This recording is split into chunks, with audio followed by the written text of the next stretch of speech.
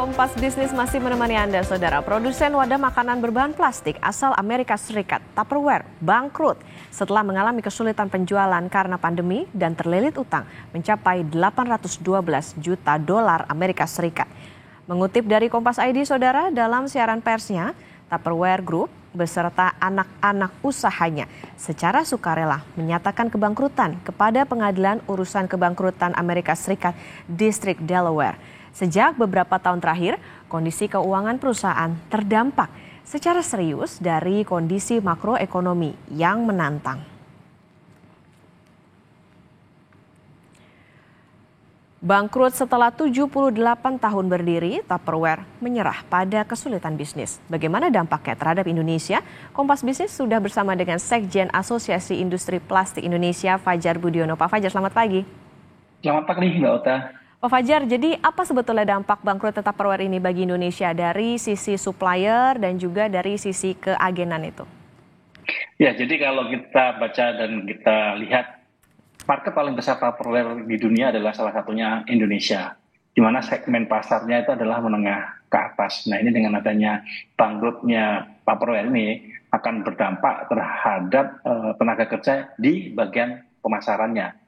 Tetapi kalau di bagian produksinya, Tupperware ini adalah maklun atau kirim cetakan, kirim bahan untuk dikerjakan di pabrik yang menjadi maklunnya dia atau ongkos jahitnya dia. Jadi kalau dari sisi produksi, ketika Tupperware tidak bisa maklun lagi ke mereka, ya pabrik-pabrik plastik ini akan beralih ke produk-produk yang lain.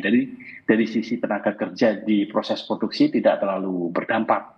Tetapi dari sisi tenaga kerja di sisi marketing itu yang akan berdampak banyak. Sehingga untuk dari sisi PHK-nya memang ada, cuma tidak terlalu banyak. Karena di sisi tenaga kerja ini paling banyak adalah di sisi proses produksinya. Begitu Mbak Okta. Oke, dari sisi PHK tidak terlalu besar meskipun Indonesia lagi-lagi ya Pak menjadi pasar yang besar untuk Tupperware.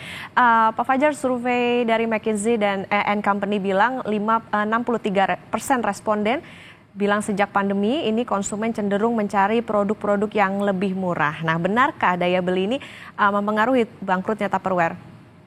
Jadi gini, ada dua hal. Di samping dari sisi market yang tadinya market menengah ke atas itu sudah mulai bergeser ke market ke bawah. Kemampuan daya belinya turun ke bawah.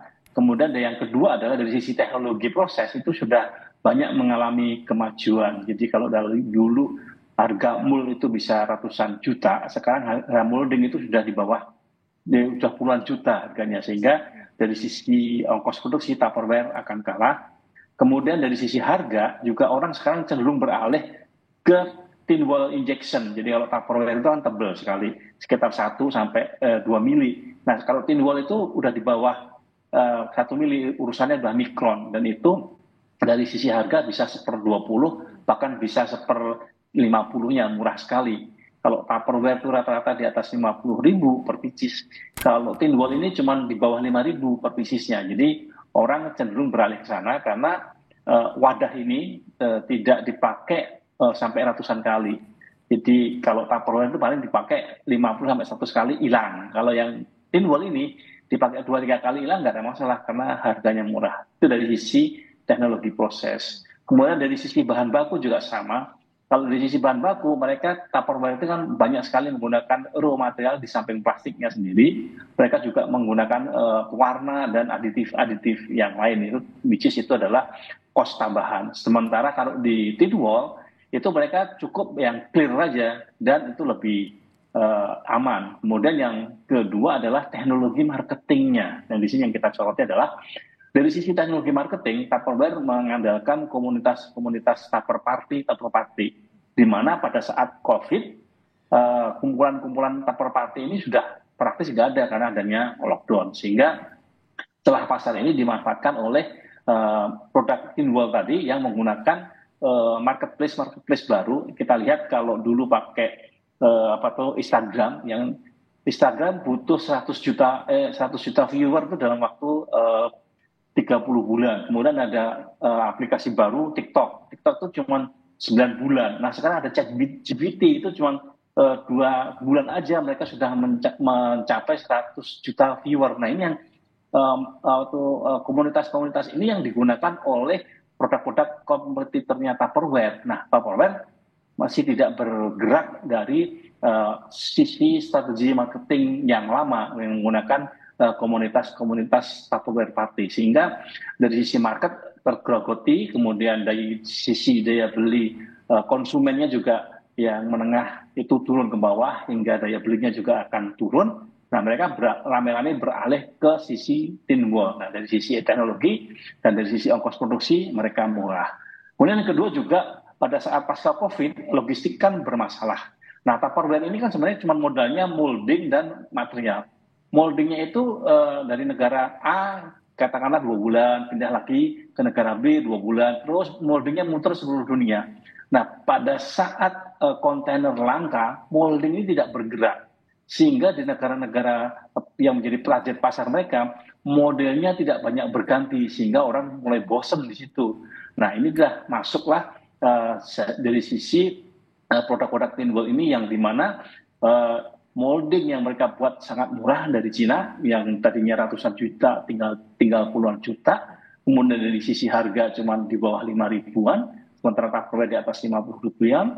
Itulah yang menjadi kenapa Tupperware pasarnya terus menurun, kemudian marketnya diambil alih oleh kompetitor dan produk-produk yang lain. Kemudian dari sisi keuangan juga Tupperware mencoba mencari sumber dana baru, yang dimana pada saat krisis ini pasca COVID bunganya juga lebih tinggi, sehingga menurut saya ada lebih dari 3 faktor yang menyebabkan Tupperware ini bangkrut, begitu Mbak Okta. Oke, artinya menarik juga tadi meng-highlight soal bagaimana pergeseran pasar ini terjadi kalau tadinya Tupperware justru menyasarnya ke middle upper kemudian menjadi middle lower. Artinya ini ada hubungannya betul ya Pak ya dengan antara tadi pergeseran target pasar dengan daya belinya. Apakah ini juga menjadi tantangan juga bagi produsen yang ada di dalam negeri? Betul. Kalau kita tantangan dari produsen dalam negeri, kalau kompetitor Tupperware yang segmen menengah ke atas atau segmen menengah, itu mereka kan masih banyak yang bertahan dan mereka mengeluarkan produk-produk baru. Kemudian strategi marketing mereka juga mulai berubah menggunakan media-media TikTok, ChatGPT yang lebih efektif dan lebih masif. Informasinya diterima oleh masyarakat, terutama di Gen Z. Kemudian yang kedua juga dari sisi daya beli, karena daya beli yang mulai turun ini dari masyarakat menengah yang turun ke masyarakat bawah, mereka masih tetap butuh produk ini, tetapi dari sisi harga mereka akan cari yang lebih murah, meskipun dari sisi lifetime-nya sedikit berkurang, tapi fungsinya masih tetap sama. Nah, inilah yang dipakai oleh tin wall injection ini mengisi pasar tersebut. Nah, kalau kita lihat dari 2020 sampai 2024, ini hampir 5 kali lipat pertumbuhan market tin wall ini, Mbak. Oke, kita bicara soal harga nih Pak. Berarti artinya China atau Tiongkok ini kan kita tahu menjadi produsen terkenal, punya produk alternatif, harganya juga super murah. Tadi kalau bicara soal bagaimana daya beli yang justru menyasarnya ke produk yang lebih murah, kualitasnya juga bisa diadu. Nah, apakah di industri kemasan plastik seperti Tupperware ini memang bisa dibilang kewalahan gitu menghadapi gempuran Tiongkok? Singkat saja Pak Fajar. Betul, kewalahan kan dari sisi distribusi dia kalah, kemudian dari sisi bahan baku Cina ini murah sekali karena Cina mempunyai sumber bahan baku dari semua feedstock yang ada. Sementara dari Tupperware mengandalkan feedstock dari oil and gas. Nah, Cina punya dari oil and gas, dari nafta, dari LPG, dari batu bara, dan dari biomas. Dia semua sumber bahan baku dia mix sehingga bahan bakunya lebih murah ya. Tupperware ini kan bahan bakunya adalah polipropilin. Dan di Cina sendiri sekarang udah over capacity. Kebutuhan Cina cuma 45 juta, kapasitas produksi polipropilin mereka sudah 60 juta. Nah, ini mereka pasti akan sangat murah dan Tupperware kalah dari sisi harga bahan baku, dari sisi proses, terutama moldingnya, Cina juga murah sekali moldingnya. Kemudian dari sisi transportasi, Cina juga lebih menang. Sehingga Tupperware ya mau nggak mau mereka harus menutup usahanya. Begitu Mbak Okta. Oke, berarti memang kita melihat bahwa realitanya gempuran pesaing terutama dari Cina ini menjadi salah satu tantangan bagi produsen industri makanan plastik, industri kemasan makanan plastik. Yang juga ini bisa menjadi catatan adalah bahwa produsen ini ditantang begitu untuk bisa menyediakan inovasi produk yang awet tapi juga harganya murah. Terima kasih Pak Fajar Budiono, Sekjen Asosiasi Industri Plastik Indonesia sudah bersama di Kompas Bisnis. Sehat selalu Pak. Terima kasih, sehat selalu Mbak Iqbal.